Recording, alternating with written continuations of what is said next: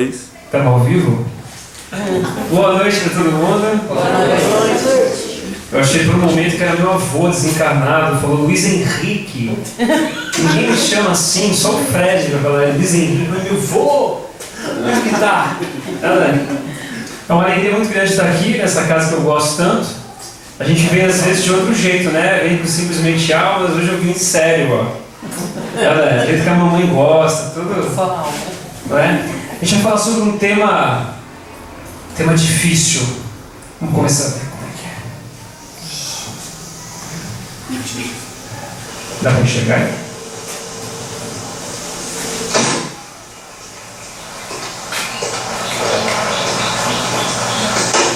R$85.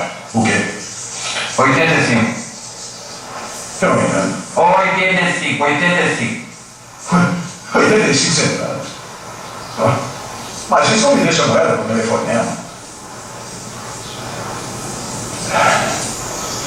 Eu pago 50 e você me dá 50 de troco, tá bem assim? Sem troco. Com troco. Falta 85. Ou paga ou vai. O que é sim? Eu não conheço a palavra sim. Tem um CO no final, sim. Vocês não sabem falar no China. Não chinês. Coreano. Seja o que for, você vem pro meu país, recebe meu dinheiro e nem ao menos tem a delicadeza de aprender a minha língua. É coreano. Só. Você tem ideia de quanto dinheiro o meu país deu pro seu país? Há quanto? Eu não sei, deve ter sido muito. Pode apostar aí. Sai agora. Não confusão. Eu vou ficar. O que acha disso? Droga. Eu não quero ouvir, mas você vai.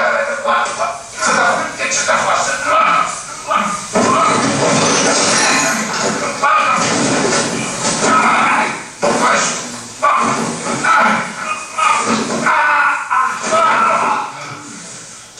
Mas o que há? O que é isso? A última batalha de Fiji?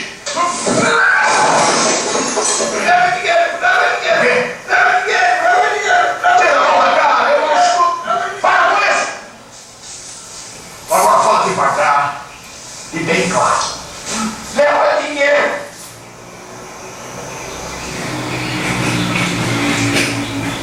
Você pensa que eu sou um ladrão? Não. Viu? Eu não sou um ladrão. Não sou eu que estou cobrando 85 centavos por um refrigerante. Você é ladrão. Só estou defendendo os meus direitos como consumidor. Estou voltando os preços há 25 anos atrás. O que você acha? Roxinhas, 6 unidades. Quanto é? $1,12. Não! É caro. Aspirina, preço? $3,40. Por favor.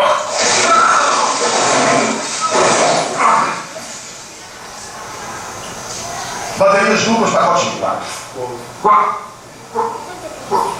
$4,29. Boa verdade.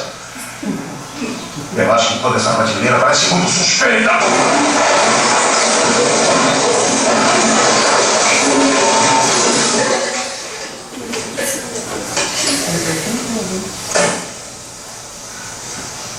Refrigerante.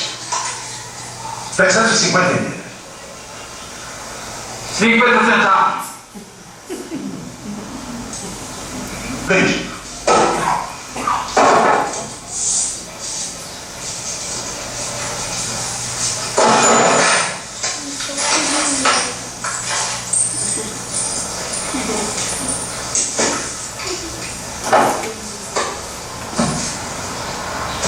Foi um prazer vir ao seu estabelecimento.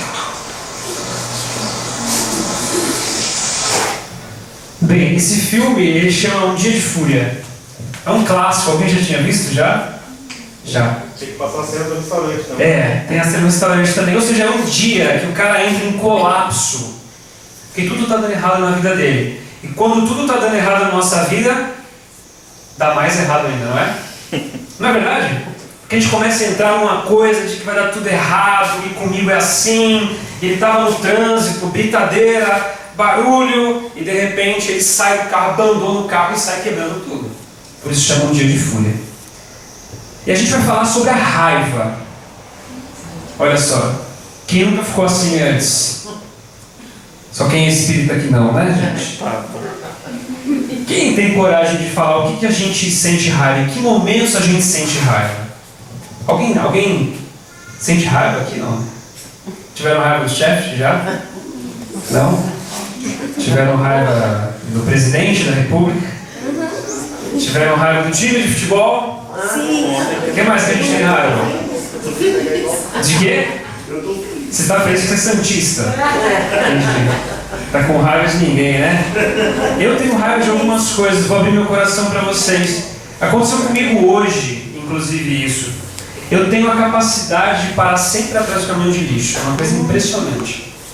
E o caminhão demora para ir embora. Agora aconteceu isso, eu cheguei, estava atrasado e o caminhão na minha frente. Cara, é impressionante. Eles me seguem, eu seguindo ele o tempo todo.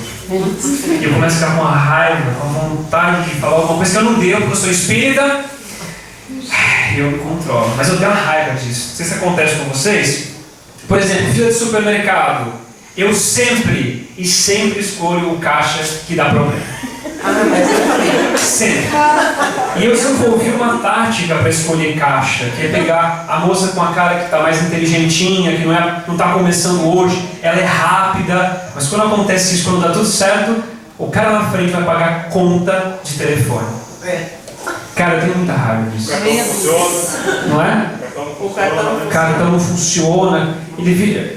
Qual que é a senha mesmo do meu cartão? Eu esqueci, não sei se é do Itaú, do Bradesco. E sempre acontece comigo e eu sempre tenho raiva disso. Outra coisa que eu tenho muita raiva, eu confesso para vocês, é que eu tenho muita raiva disso. Não é do motoboy, não, nada contra o motoboy. É da buzina do motoboy. Porque, veja só, se tá na Anchieta, tá tudo parado. Tudo parado. Os carros estão parados e o motoboy faz o quê? Cara, pra que fazer isso? Tá tudo parado. Ele já tem o hábito de manhã, acho que já treina. Tá funcionando, beleza, vambora. É ou não é? E às vezes ele passa, que é pra não ter muito trabalho. Cara, não é revoltante? Eu sou espírita cristão, mas eu tenho muita raiva disso, é verdade. Outra coisa que eu tenho muita raiva não é de lavar louça não, porque lavar louça faz bem. Eu gosto muito de lavar louça, é terapêutico. Mas eu sou metódico para lavar louça. Eu estou bem no finalzinho, já tudo arrumado, vem minha esposa com uma panela. Sabe aquela que você cozinha uma costela, manja? Que está tudo cheio de gordura? É impressionante, dá muita raiva disso. Olha, eu tenho raiva de mais algumas coisas. Sabe quando você bate o pé na quina do móvel? Qual o dedo que pega? O dedinho. É impressionante, não é? E dói. Não dói? Dói demais. Parece que as cômodas têm um planejamento para acertar só o seu dedinho. É impressionante, é verdade. Sempre pega o dedinho. E uma outra coisa que eu tenho raiva, mas é muito pessoal, quando você vai no restaurante, vai você e sua esposa jantar romântico. Tá na cara que é jantar romântico, Ana. Você tá de blazer, Ana, penteou o cabelo, ela pergunta, mesa para dois? Não, cara, 65 pessoas que vão vir aqui no recanto de Páscoa. Eu tenho muita raiva. Vocês têm raiva também? Não? Quem tem raiva, levanta a mão. Vocês não vão falar que vocês têm raiva, eu não vou expor vocês assim. A gente fica constrangido porque a gente está no centro, Fred. Não pode falar de raiva no centro, mas eu tenho muita raiva. Por que isso? Porque a raiva está associada à perda de controle. A gente tem controle sobre as nossas vidas. Então vamos imaginar o seguinte: um controlador de voo tem responsabilidade sobre ele ou não? Sim. Muita. Um líder de time tem ou não tem? Tem. Muita. E de repente alguém arranca o nosso controle e o controle requer tensão, a gente está tenso, controlando as coisas, alguém vem e tira o nosso controle e a gente vai ao desequilíbrio. A gente está tenso e a gente reage a essa tensão. Outra coisa que tira muito o nosso equilíbrio e faz a gente sentir raiva é o fracasso. Não é? Não consegui passar daquela fase, bicho, não deu certo, não é verdade? Tava lá a madrugada toda, não é isso aí? É bem isso. É bem isso, eu sei como é que é. Na época que eu jogava Atari, né? É enduro não tem fim, você tinha que ficar lá. Era um negócio. Fracasso, você tem um planejamento que eu escolhi o caixa do supermercado. Errei. Cara, com muita raiva, por que eu não escolhi a outra? Naquele momento eu pensei, essa ou essa, e errei. Fracasso. E o fracasso tem um sentimento de culpa. Cara, eu não devia ter feito isso, sabe?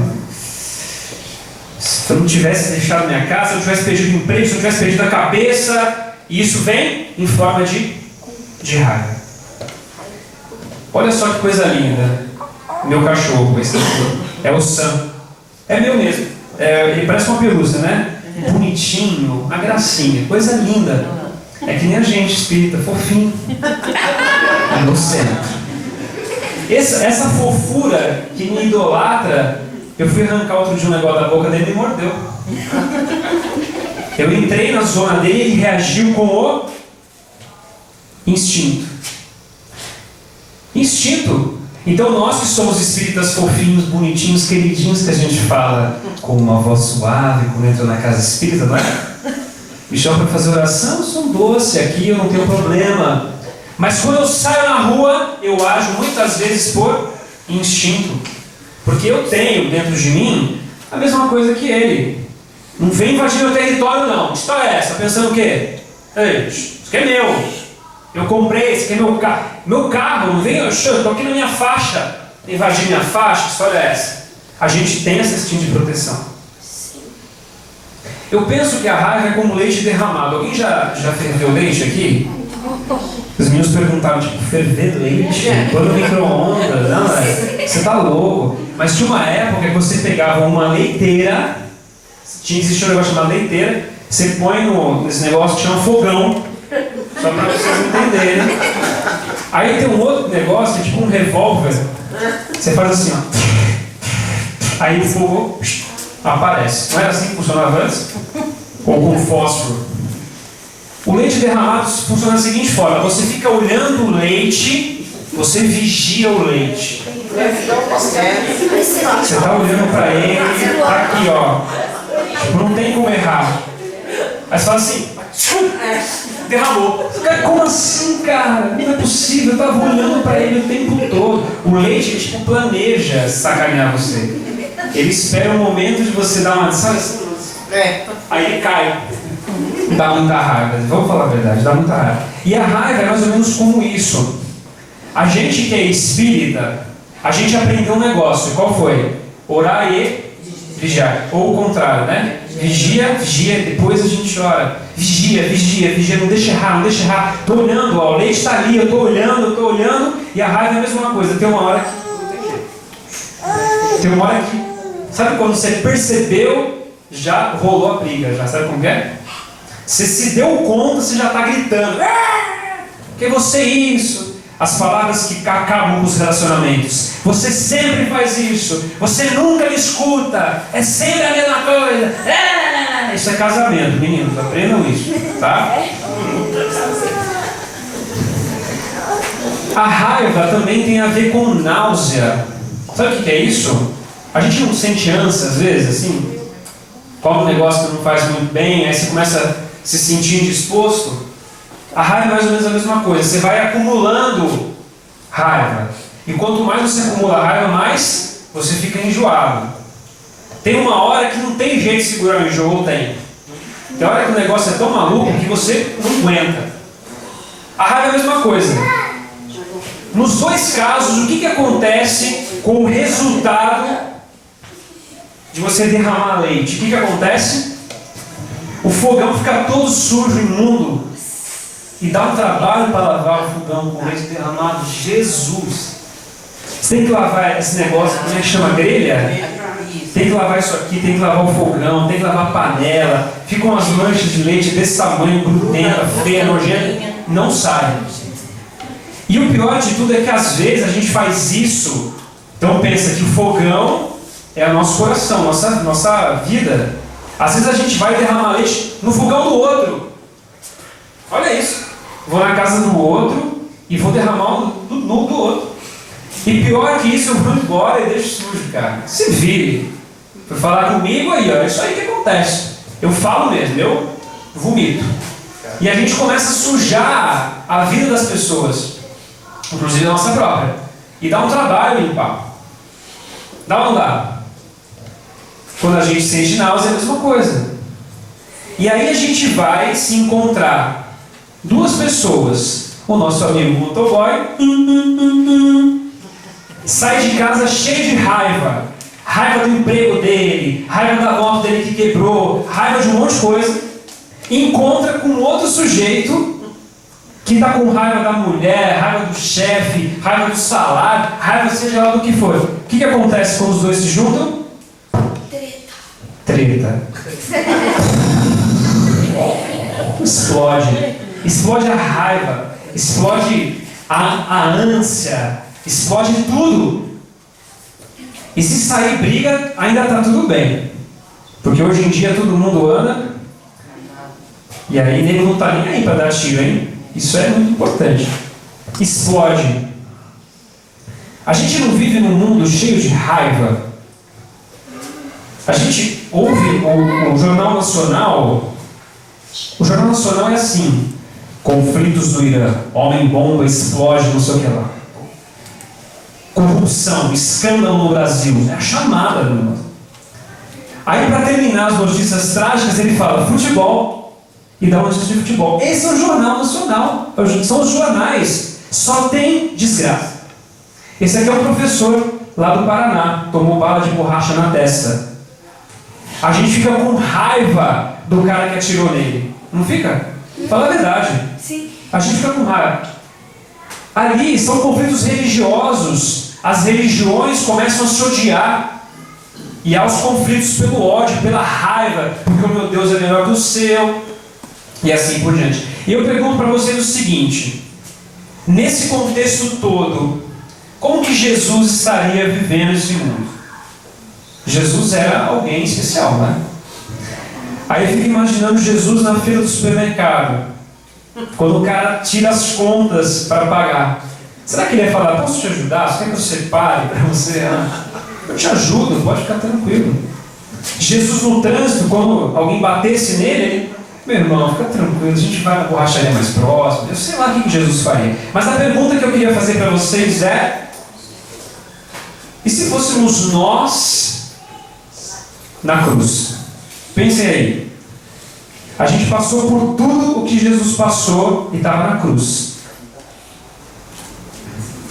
Se fosse eu vou tentar reproduzir o que eu sentiria para vocês. Eu diria assim: Pai, fala comigo. Fala comigo agora. Porque você me abandonou. Agora eu estou aqui sozinho. Sabe o que é? Porque você disse que me escolheu. E eu vim. Já para começar, você já fez meus pais serem perseguidos. Fala comigo, você está me escutando? Meus pais perseguidos tiveram que fugir para poder me salvar. E você me fez nascer aonde? Nascer ali, ó, num celeiro, num lugar cheio de animais. Logo eu, que vim te ajudar. E depois de tudo isso, então, eu fiz o que você me pediu. Eu ajudei, fiz o meu melhor. Falei, agi, fiz tudo o que era preciso. Para quê? Para quê? Me diz. Para o grupo que eu chamo de amigo me trair? É isso? E na hora que eu mais precisei, os caras viraram o rosto para mim. Ninguém disse que me conhecia. Ninguém quis me defender. E sabe para quê? Para quê? Para eu morrer aqui, ó, sozinho, numa cruz, cheio de marcas no meu corpo. Quanto que eu apanhei por essa humanidade. E eu vou morrer do lado de um ladrão que eu mal conheço, sozinho. Fala comigo. Agora você não quer me ajudar, né? Porque eu amaldiçoo todo mundo que esteve ao meu lado e foi ingrato comigo. Essa é a humanidade. Essa é a humanidade. Porque Jesus passou as maiores dificuldades da sua vida. E Jesus fez o quê? O que ele disse?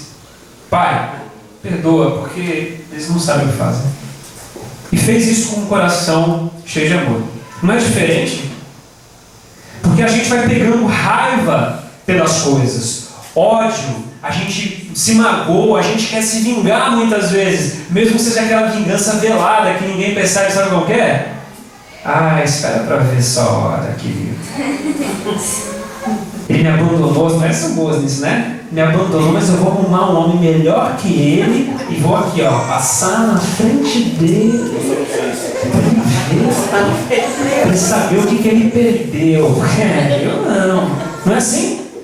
A gente se vinga e é natural isso. Sabe por quê? Porque nós somos humanos. Nós somos humanos. Ah, mas nós somos espíritos? Sim. Mas estamos encarnados no corpo humano. Ou não? O que significa isso? Aceitar que nós vamos errar. Aceitar que nós vamos sentir raiva. E se a gente fechar os olhos para isso na casa espírita, que pressupõe que nós estejamos pensando, a gente está errado. Ah, quer dizer que quando eu sentir raiva, eu vou falar assim, eu não posso sentir raiva, cara. Eu li o Evangelho ontem. Se eu sentir raiva, o que meu mentor espiritual vai achar de mim, Jesus? Esse sentimento de punição não nos leva à evolução. Mas se a gente sou humano, vou errar, vou sentir ódio, ok, vou lidar com isso. O que não pode é falar assim, eu sou assim mesmo e tô nem aí. Isso não. Espírita sente raiva? Sim ou não? Sim. Por que não? Né? Why not? Espírita sente raiva. E olha, eu vou te dizer mais. Até dando passe, pode ser que a gente esteja sentindo raiva. Não pela pessoa que está lá, mas já tadinha. Desgraçado, tomar passe, agora você vai ver. Chegou a vizinha que você odeia. Agora você vai ver, ó. Não é isso. Mas você não está bem naquele dia, você foi trabalhar porque você é uma pessoa responsável, chegou lá, como que eu lido? Eu já senti isso muitas vezes. Como que eu lido com isso? Jesus, seja a sua mão e não a minha. E aí a coisa rola. Porque se depender da minha vontade naquela hora, eu não devia nem estar ali. Não é? Mas eu estou ali. Então, Jesus, que seja a sua mão e não a minha, e dá o seu melhor. Mas se a gente não souber lidar com isso, a gente não trabalha. Mas se martirizar, eu não podia estar sentindo isso, eu sou espírita. E a gente precisa usar os recursos que a doutrina nos oferece para vencer as nossas dificuldades. Por exemplo, a gente recebe influência na nossa vida? Sim ou não? Kardec diz isso pra gente, não diz? Muito mais do que você imagina. Bem, quando a gente está brigando com alguém, discutindo no trânsito, pode ser que a gente esteja influenciado? Entenda uma pergunta. Pode ser que a gente esteja sofrendo influência? Sim ou não? Então se liga nesse vídeo aqui. E agora deixa eu dizer telefone. Ah, mas que novidade, né, Júlia? A culpa é sempre minha. Se eu esqueci de pagar, você também esqueceu. Mas a responsabilidade de pagar a conta dessa casa é sua. E a sua cabeça não está aqui. Onde é que anda essa sua cabeça? Minha cabeça tá no mesmo lugar, Júlia, tá? Mas com cheio de problemas e cheio de você. Eu não tenho culpa se o boleto não chegou, porque eu sempre pago essa portaria. Pagasse pela internet, tá? Isso não é desculpa. Ou você acha que os caras dependem de você deixaram você usar um mês de telefone grátis? Chega! Eu vou pagar essa porcaria, agora cala tua boca e me deixa em paz. Peraí, eu ainda não acabei. Você vai ter que me ouvir sim. Acabou, você sabe providenciar o seu nome dela? Nossa, cara, chega, eu não quero mais ouvir sua voz. Não quero. Chega, Júlia. Tá bom, desculpa. Ok? Eu não vou mais esquecer de pagar a conta, tá? Tô com a cabeça cheia de problemas, é isso. Desculpa. Ué, o que tá acontecendo aqui? Brincadeira, negócio de desculpa, claro. Ele vive no mundo da lua e você fica fazendo tudo sozinha? Vambora, não mole pra ele não. Tô meio nervosa, muita coisa na minha cabeça. Vamos parar com isso, vamos? Chama as crianças pra ficar brigando desse jeito. Vem cá, dá um abraço. Não. Tem uma sintonia. Estraga prazer. Dá pra vocês parar de gritar? Eu tô tentando ficar no telefone, essa casa parece de maluco. Claro, o telefone fica cortado. Mas que inferno, lá vem você também. Bora.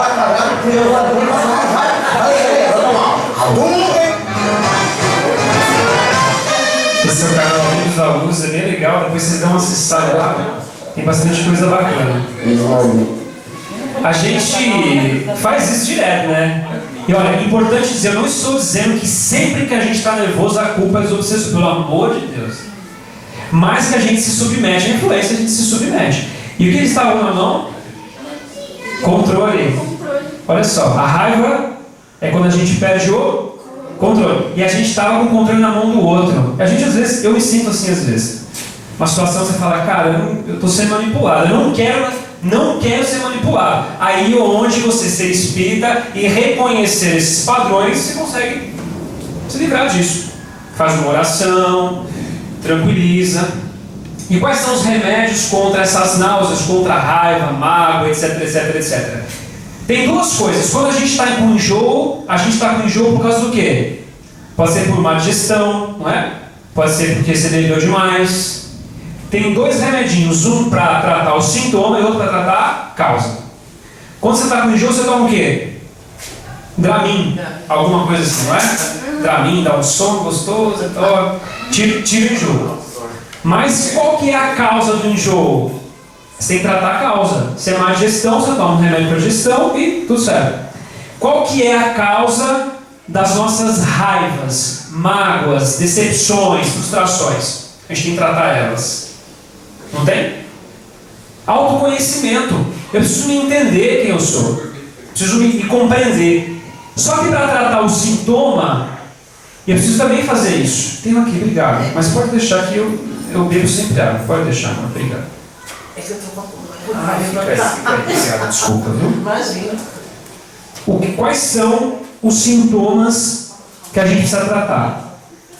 Por exemplo, tocar música não é legal para dar uma extravasada? Sim ou não? Dançar, para quem gosta de dançar, não é legal? Você nem pensa, não é? Para quem está com muita raiva, é legal fazer Muay Thai. É bacana. Mas não um contra o outro, não. É no saco, você chuta, dá soco, extravasa. O esporte, de maneira geral, a natação, essas coisas todas. Então você precisa extravasar. E às vezes a gente leva uma vida tão maluca, trabalho, casa, trabalho, casa. Ah, mas tem a casa espírita, mas é também trabalho, casa, tarefa.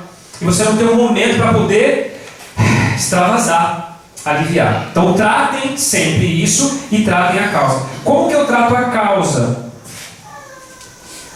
A gente tem que alinhar as expectativas em relação ao outro. A gente só sente mágoa, frustração, raiva, etc, etc, porque há uma expectativa em relação ao outro. Vamos entender isso. Esse esporte é salto com vara, tudo bem? O que a gente tem que fazer? Saltar com a vara, que coisa mais besta, né? Lógico. Mas a gente tem que saltar o mais alto possível. Então esse negócio aqui em cima chama-se régua.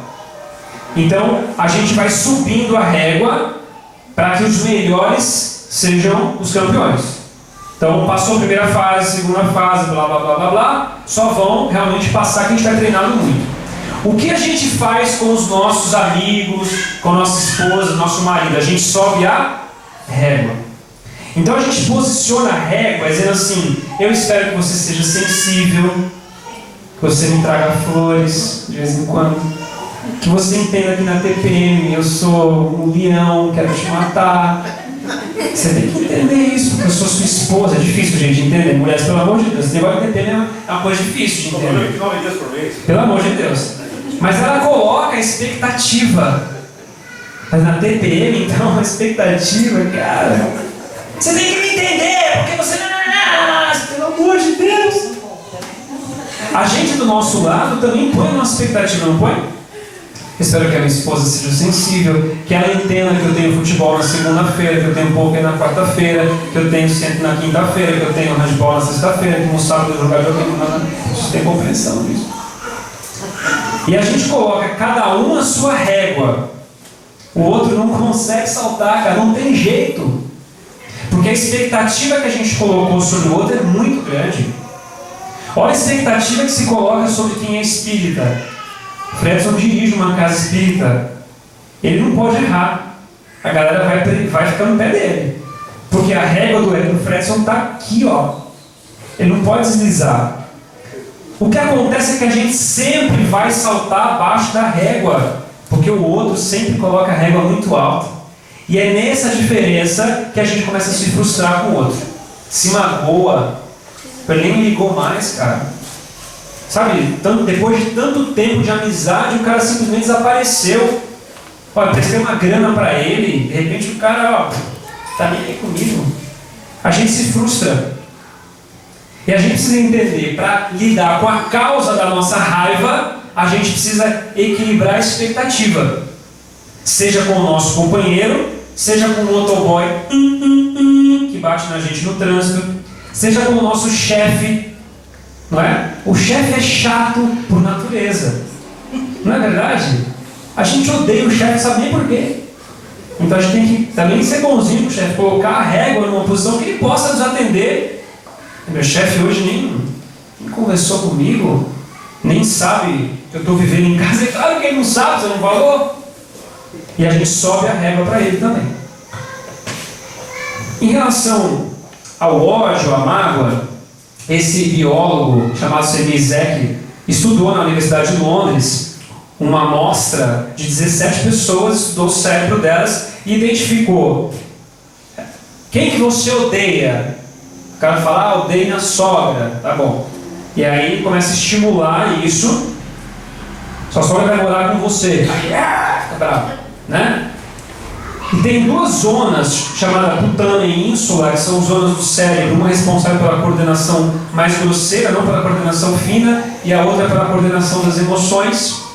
E dizem que o amor e o ódio são estimulados pelos mesmos lugares do cérebro. O ódio e o amor romântico. O amor romântico é o amor da novela das 8, do casal principal, com a coisa, te amo, meu amor, por toda a eternidade. E esse é o amor romântico. Então o amor romântico e o ódio são estimulados pelo mesmo lugar do cérebro. O que significa dizer que pode explicar porque amor e ódio estão tão intimamente ligados às pessoas. A gente se ama e se odeia com uma facilidade, cara. Não é? Os adolescentes então se amam e se odeiam. Na primeira semana é a paixão, na segunda semana é desgraçado, sai da minha vida, na terceira semana já arrumou outro, e assim vai. O ódio e o amor estão intimamente ligados. Penso eu que a raiva pode ser o primeiro degrau na escala do amor. Pensa comigo, eu odeio, exemplo, Fresno, não é verdade isso, você sabe disso, mas eu odeio o Fresno, detesto, tenho vontade de matar ele, tudo bem? Passou um pouco tempo, eu olhei para ele e falei assim, não odeio mais não, mas não quero te matar mais não, mas umas faquinhas eu daria, tranquilo. Passa um tempo, eu falo assim, cara, tô magoado, sabe? Tô magoado, mas não tô mais com ódio. Aí passa mais um tempo, quer saber, cara, entendo o Fredson, sabe? Depois olhei a vida dele, mas tenho empatia por ele. Então eu tô subindo, vocês estão entendendo isso? A gente tá subindo o degrau. Passa um dia que eu olho pra ele e falo assim, cara, sabe que o Fredson de jeans fica bem? Sabe que olhando assim, se eu não fosse casado. Depois chega um dia e eu falo assim, cara, o Fresno é sensacional, adoro o Fresno. Só que isso acontece num verão? Não. Isso acontece de um ano para o outro? Não. Isso acontece ao longo da eternidade. É verdade. A gente reencarna, faz palestra, não assenta para nada, vai de novo, até um dia que a gente passa a se amar. Mas se a gente estiver entendendo que nós estamos no primeiro degrau do amor, sentindo raiva, já é uma coisa bacana da gente entender. Como que eu lido com essa raiva e como que eu passo para o segundo degrau. Essa é a parte difícil. Porque veja só, quando a gente faz trabalho de desobsessão, quem já participou do trabalho de desobsessão aqui? Levanta a mão. Fredson, tá? Muita gente. A gente recebe um espírito que está com raiva, sim ou não? Raiva. Eu tenho ódio dela porque ela botou fogo na minha casa, já vivi isso. Porque ela matou meus filhos, tá bom. Há quanto tempo você está com raiva dela? 300 anos. Querido, pelo amor de Deus, já passou muito tempo. E essa raiva está intimamente ligada e aprisionando os dois como dois seres que não conseguem se libertar. Mas pelo menos aquele sentimento de raiva é algo que você consegue trabalhar. Porque você entende a raiva dele. e você começa a conversar, tem um diálogo bacana, de repente você está já conseguindo contornar a situação. O problema acontece quando você não sabe o que a pessoa está sentindo do outro lado. Aí é mais difícil ainda. Você não sabe se é ódio, se é raiva, se é rancor. Não sabe. Então esse sentimento eu acho mais difícil que a raiva. Por isso que talvez, entendam bem, talvez Deus aproxima as pessoas pela raiva, pela mágoa. Porque se não fosse assim, a gente não se aproximaria de um monte de gente. Não ia se aproximar mesmo. Eu ia passar na Avenida Paulista, como eu passo todos os dias que eu trabalho lá, ia trombar nas pessoas e eu estou nem aí, ó. Vanderlei, imagina ficar perto desse cara. Estou nem aí, quero ver minha vida sozinho. Quero ficar em casa, ler meu livro, porque nós somos assim. Aí Deus, sabe o que ele faz? Ele põe duas pessoas que ele passa na rua e fala assim: fica a sua cara não, que você está olhando aí. Gostei de você não. Sabe a antipatia gratuita? Sabe como é que é? Você não gostei dessa pessoa, cara? Você não fez nada pra você. Pois é, mas não... olhando assim já dá pra saber que não era certo. Cara, parece que é um chip que Deus colocou pra gente se aproximar e começar a escalar juntos o degrau da evolução até a gente chegar no amor. Tudo bem isso?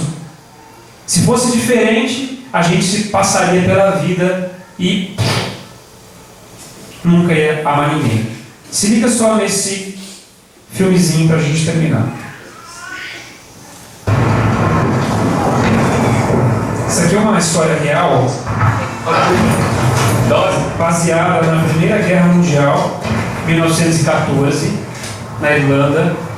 Os exércitos ingleses e alemães estavam guerreando, era guerra, só que era noite de Natal. E alguma coisa diferente aconteceu no que eles chamaram de Noite Feliz.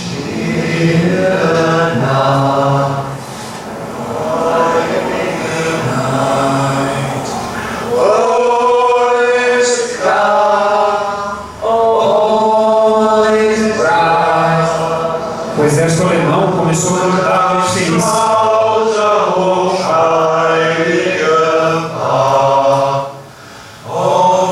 E o exército inglês se sensibilizou por isso e começou a cantar também.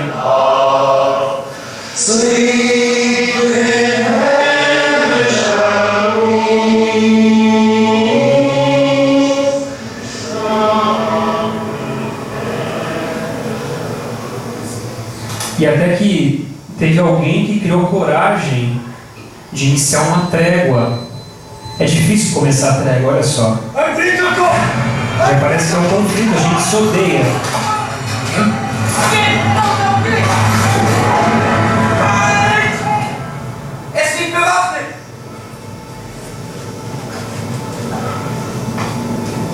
E o outro lado também topa a trégua. Olha o desespero deles.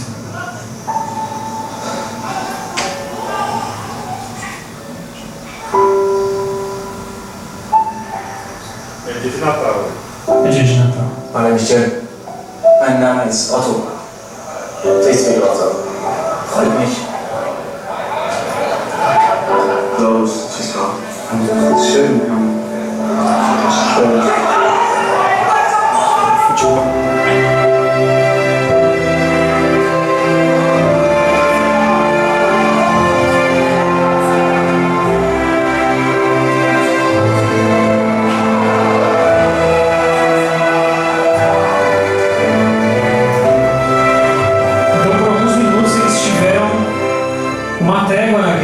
Esqueceram que eram inimigos, que existia ódio. Sabe lá que ódio que era esse também? E de repente a gente se dá conta que tem que voltar para a vida normal.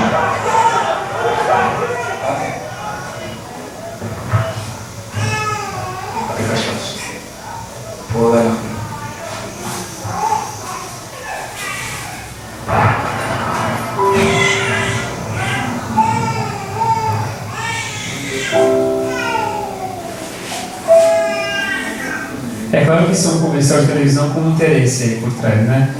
Mas de vender o biscoito aí no supermercado. Mas a história é exatamente essa. E quantas vezes a gente não passa por essa situação na nossa vida? A gente acaba odiando pessoas que a gente nem sabe por quê, odiando países, né, que a gente não sabe por quê. Aí todo mundo começa a falar mal de alguém, a gente vai atrás falando mal também, sem saber o que é. E a gente começa a ver que o mundo está carregado de ódio, de rancor, de mágoa, de desesperança. E entre os objetivos que a gente tem como espírita, é preciso que a gente entenda isso para a gente finalizar. Vir ao centro, tomar passe, entender uma reflexão, é uma parte de tudo isso. Mas se a gente não for o exemplo do que Jesus disse de ser cristão é reconhecido como a gente se amar, e se a gente não conseguir praticar o bem, então de nada adiantou a gente passar por essa terra sendo espírita. Levantamos a mão e falamos: eu sou espírita, igual a novela das 7, a gente espírita, médium e tal. Só que a gente não está fazendo nada para mudar o mundo, então não adiantou nada ser espírita. Então a gente fecha a casa espírita e vai amar, e vai fazer caridade, porque é isso que a gente precisa fazer. Ao contrário, a gente usa o conhecimento espírita para a gente poder buscar a felicidade, né? A gente busca, por meio do conhecimento, não do Evangelho, mas do que o Evangelho significa para a gente. E quando a gente fala de ódio, e o ódio e o amor estão interligados, é porque são sentimentos. E a gente precisa aprender a sentir as coisas de verdade. E não no automático. Sabe quando a gente vai no automático? Hoje é dia de centro. Eu vou, sento, tomo um passo, escuto, dou risada, me divirto e vou embora. No dia seguinte, não sobrou nada. O espírita, que é o cristão, sai do centro, ou de onde ele for, com a convicção de que vai dar tudo certo. Pelo exercício da filosofia, a gente pensa, a gente reflete, pondera, olha alguns artigos, lê alguns livros, entende que existe uma base científica, e a gente tem fé pelo lado religioso, porque Deus existe, é nosso Pai, nos ama. Tudo isso faz a gente sentir alguma coisa especial, e a gente sai acreditando no mundo. Então quando a gente for postar coisas no Facebook, quando a gente for conversar nas rodas de amigos, quando a gente for falar com alguém, que a gente seja espírita nesse momento. E não é citando o Evangelho segundo o Espiritismo, de acordo com Humberto de Campos, não. É no sentimento. Porque eu acredito que o mundo vai ser melhor.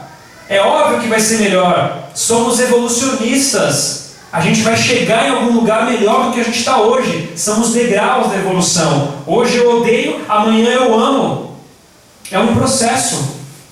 E eu então racionalizo, sinto e faço o mundo ser melhor. É isso que a gente está aqui para viver. Que a gente possa sair então hoje com essa segurança, que a gente possa olhar para o outro e sentir mais. Porque o mundo que a gente vive leva a gente no automático. A gente não sente mais. A gente sente muito pouco. Que a gente possa sentir, nem que seja raiva, e lidar com ela. E falar: entendi. Sentir, vou te segurar agora. Não vai derramar. Olha no leite. Não vai derramar, não vai derramar. E não derramou.